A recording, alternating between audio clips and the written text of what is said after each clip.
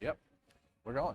Hello, everybody. Welcome into the Horseshoe. Happy game day in Ohio Stadium. It is the Buckeyes and Rutgers, and most importantly, it is Jeremy Birmingham's birthday. Hey, happy birthday. I made it. The Big Ten celebrated again. Yeah. I think for like the 10th year in a row. It's weird. Every time Ohio State plays Rutgers, it happens to coincide with my birthday, as if the birthplace of football and the birth date of me are inextricably linked throughout history, throughout the cosmos. And I feel pretty good about that. It really makes you think. That's Bill Landis, and I am Austin Ward. It is not our birthday, but we are pumped up to watch the Scarlet Knights, the Scarlet Rutgers, if you will, take on the Buckeyes today. And it's October. There's a little bit of that, a little chill in the air. Nice. Tailgate lots were filling up pretty nicely. Should be a decent crowd for an afternoon banger in here. So all that stuff out of the way, let's dive right into the status report for the Buckeyes. Jackson Smith-Njigba, as we have said all week, is not going to play. Cameron Brown, we thought there might be more optimism that he would make a return this week against Rutgers. He will not, so those are two starters that continue to be out for the Buckeyes. Denzel Burke is not listed on the status report. Cameron Martinez is. He has a high ankle sprain, we're told, so that could be something to monitor, not just today, but maybe even next week as well. Those tend to linger a little bit. Nothing else really of major note. Tyler Friday out, so a rotational piece on the defensive line. Maybe an opportunity for Caden Curry, but that's sort of where I think the intrigue ended for me on the status report, Bill. Yeah, nothing terribly surprising. I was maybe hopeful that Cameron Brown would be able to give it a go this week. I guess that's not the greatest situation in the world there if he's out for back-to-back weeks there. Opportunity for Jair Brown, I think, to keep building. J.K. Johnson as well. And Caden Curry was honestly one of the first guys I thought of when I saw that Tyler Friday wasn't going to be able to give it a go. If they're going to go into the depth at defensive end, which I think they're probably going to do in this game and probably be in a position to do it quite early against Rutgers, maybe we do see a lot of Caden Curry today. Yeah, and to me, the only real hiccup or area of concern is really on special teams as far as injuries go. I talked about it last week against Wisconsin. The kick return unit was a little bit dinged up, and you can see that on the field. Today, they're going to be without Paul Neoteote, who's probably the best special teams player on the kick return team for Ohio State. Jansen Dunn again, is another guy that fills a role on that spot.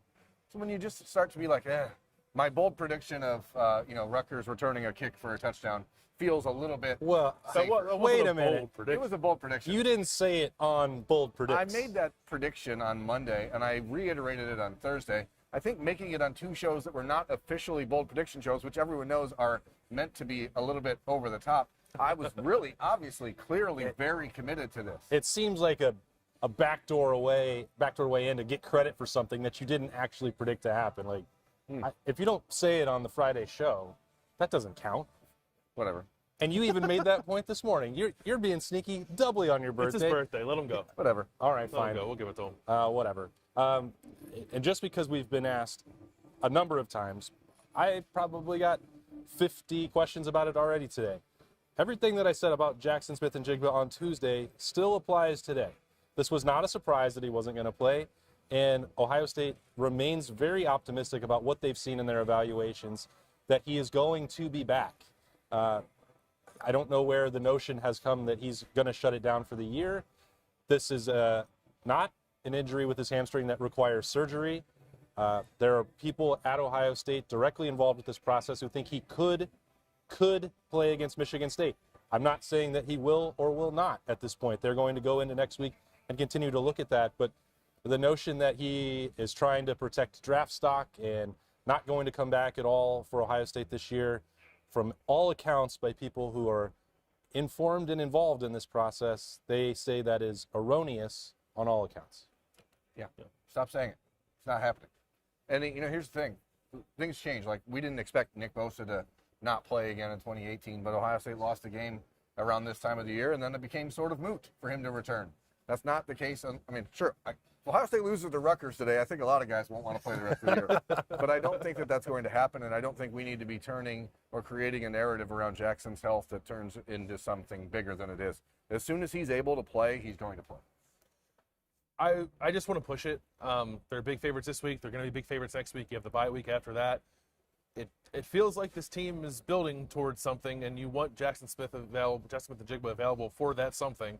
later in the year when it happens. You want him available for Penn State. You want him available for Michigan, whatever might come after. There's no need to rush him into this game. I don't think there's any need to rush him into next game. So however long it takes, I think, to get him healthy, and you got kind of 3 weeks here to work with until that happens. Yeah, and the Nick Bosa situation is different in at least 2 key ways, maybe 3. One, Nick Bosa needed major surgery for a muscle situation. Yeah. One. Well, he was a guaranteed top 5 draft pick. 2. That's not the case for Jackson Smith-Njigba. Number 3, that team was not going to win a national championship. 3. So those are the 3 for me. Which brings us to, you wanted just 2 keys? I thought we were 3 keys was the show. Well, that was last week. We had to do 3 because okay. we had 2. There's 6 keys. There's 6 total Six keys. keys. 6 total America, keys. it's your job to find the keys. Okay? The first clue is this. What is big and gray and sits by the river? It's Ohio Stadium, folks. I found it. So no, last week we each did 3 keys because Bill wasn't here. Okay. This week we're taking So the keys a and total dividing of it by 6. the, yeah. A total of 6. Yeah. Got it. But now we're dividing it by the number of people we have. Got it. And so we That's each now math. have 2. That's math. I was told there wouldn't be any math. Bill, would you like to start since you didn't get to provide Sure. any keys last week? Sure. I'll start with the running game and Trevion Henderson maybe specifically. It felt like they were trying to get him into a rhythm last week against Wisconsin with all the work they gave him in the second half. Just kind of shut down Mayan after he had a monster first half, and he's been in a really good spot I think all year. Trey's been good. I'm not. This isn't to say that he's been bad, but I think you want to build up his body of work a little bit too. I think next week is going to be like an absolute laser show throwing the football. So why not make this a game where you kind of pound it for 3 quarters with what I think is becoming a really good rushing attack. So I want to see some momentum built there, but specifically with Trevion Henderson. I think it will be key for Ohio State to continue building. There's no shortage of confidence for Jair Brown, but to build the body of work and the familiarity and comfortability of being out on the field in coverage. Like, Rutgers is not a passing attack that's going to truly test anybody, but reps are reps, games are games, and this is an opportunity for him to go out there. And he wasn't perfect last week, and we saw that the pass interference early. It's possible that he could have been called for a second one. I thought it was a bang play and a good no call, but it doesn't matter. Those are contested plays that he's going to be in much more frequently, you assume, at least throughout his career, but maybe down the road this season for Ohio State, because Denzel Burke is still going to be working through a little bit of discomfort, or maybe even having the club on his hand for a while to protect it. We don't know exactly how long it's going to take for Cameron Brown to be back at this point as he tries to get healthy. And Jordan Hancock, we're sort of at that point now where you wonder, there'll be 5 games in where he's still out. How serious is that hamstring issue? Different than Jackson Smith-Njigba's. If it keeps him out for 2 or 3 more weeks, then that might be a situation where he doesn't get a chance to return this year, and then Jair Brown and J.K. Johnson become way more important. Yeah, for me, I'm going to go a little more generic on the first key, and that's just to start fast. Ohio State the last 2 weeks has unconventionally, or not what they normally do, taken the ball and scored both times first drive, and I think you want to do that today. Rutgers is not a good team. I know they're 3-1, but what they are is a team that if you let them hang around, they're going to be a little bit harder to put to rest here, essentially. So I think you come out fast, you push the ball down the field early, often, and don't give them any chance to get any sort of confidence if you're Ohio State in this game. C.J. Stroud, get the ball first series, look crisp, look good, and then once you do that, Rutgers is sort of like, oh, okay, we don't belong in this game. And then once that happens, it's easier to then just wipe them out. Okay. I'd like to see Ohio State hit the quarterback today. We talked a little bit this week about sacks and whether they're important or whether Ohio State's getting enough pressure. I think they're getting plenty of pressure. They're moving the pocket. They're getting guys off their spot. I think the pass rush has been effective. But I think similar to turnovers with this defense, sacks are going to come as guys continue to get a little more comfortable. This will be their 5th game in this system now. It feels like JT Tuimoloau's close. Jack Sawyer's close. I think Zach Harrison, as Burma said several times, has played well and has been close as well. Maybe it's Caden Curry if he can get in the mix too. But I want to see them not just knock the quarterback off a spot, but actually knock whoever is out there for Rutgers today, and it could be any number of people. Put them on the ground a little bit. Let's see the sack number come up a little bit. I think that there is an opportunity for Ohio State to, as we nitpick them, potentially tackle a little bit better. And it ties into what you're talking about, Bill, with finishing off some of this pressure when the quarterback escapes the pocket. I think off the top of my head, Javonte Jean-Baptiste and Seal Chambers have 2 plays in my mind that could have been tackles for loss and or sacks for Ohio State, just kind of leaving their feet and not finishing off those opportunities that they have. Again, it's nitpicking, and you're getting there, but you guys have both suggested, I still have no idea who is going to play quarterback at Rutgers or what he does or if it even matters. But if he can move at all, then that's another opportunity for them to take another step forward in pursuing mobile quarterbacks. We know that the most challenging one on Ohio State's schedule is at the end of November. So, and then potentially in the playoff if they wind up being Alabama or Stetson Bennett or whatever. But this is, you don't get a lot of those opportunities throughout the year. Definitely won't against Michigan State or Iowa. So take advantage of it where you can. Yeah, I mean, my second key is sort of contingent on who's playing quarterback for Rutgers, because I think having that, positional responsibility, having an idea of who, guys staying in lanes, not getting all crazy on defense, not outrunning the quarterback over and over again is the thing to me. Like, you got to hit the quarterback. Rutgers, every time they've come into this building, like, there's been a hit on the quarterback. They're like, okay, this game's over. And so I'd like to see something like that early and often, if we're being honest, from Ohio State. I want to see someone hit the quarterback in a way that you're like, oh, dang, I do not feel envious of him for playing that position. I don't know who it is. I think that without Tyler Friday, I would really like to see Jack Sawyer play just a traditional 4-3 defensive end role and let Caden Curry play that Jack when he's out there. Like, if you're interested, who's ever watching this back on the bus or at the Blackwell, that's my birthday. Well, this is more specific. Yeah, that's for my birthday, Ohio State coaching staff. That's what I would like. I would like to see Caden Curry out there for 25 snaps at the Jack position. Ooh. And see how much damage he can do, because I really think that he's a guy that can change the way that they do things defensively and allow Jack Sawyer, who I still believe is better served as just a traditional 4-3 end, to wreak some havoc there and outside of JT. So I guess, keeping yourself sound positionally, defensively, on the edges, the gaps, is one.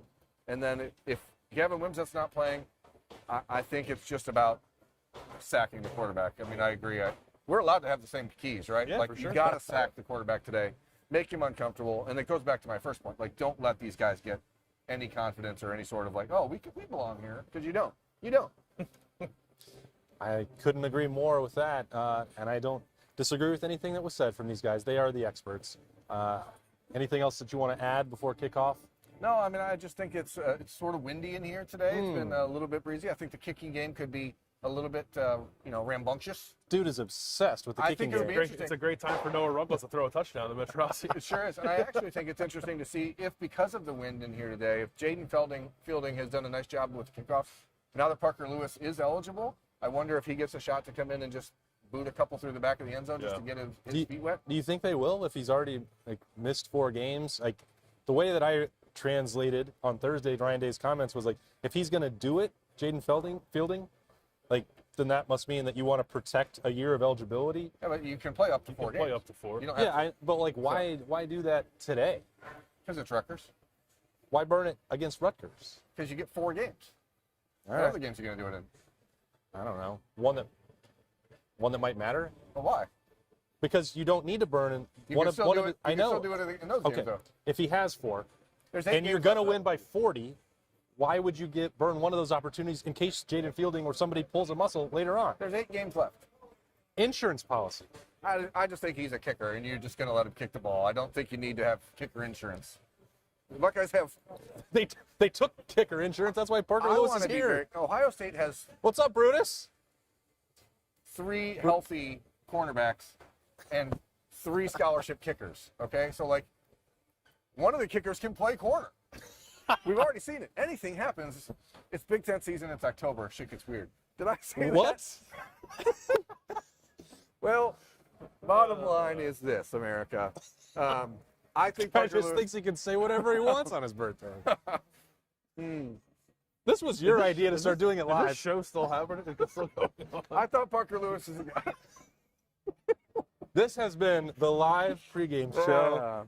I hope it's broadcast on a delay. Here's the thing and that about- you were able to protect your children. Rutgers will have an opportunity to return some kicks today, and they are really good at that position. They have a dangerous kick returner, and I think that's something that people need to be on high alert about. High alert. Tyler, Do you have will- any high alerts? No, we'll be back. High alert? you need to end this show. That's We'll my be alert. back in this spot in about, I don't know, 6 hours or so. What time is it now? I don't know. 12:48. Yeah, after Ohio State and Rutgers later on, and we will break it down with some snap judgments. It will be Bill Landis, Jeremy Birmingham, and me, Austin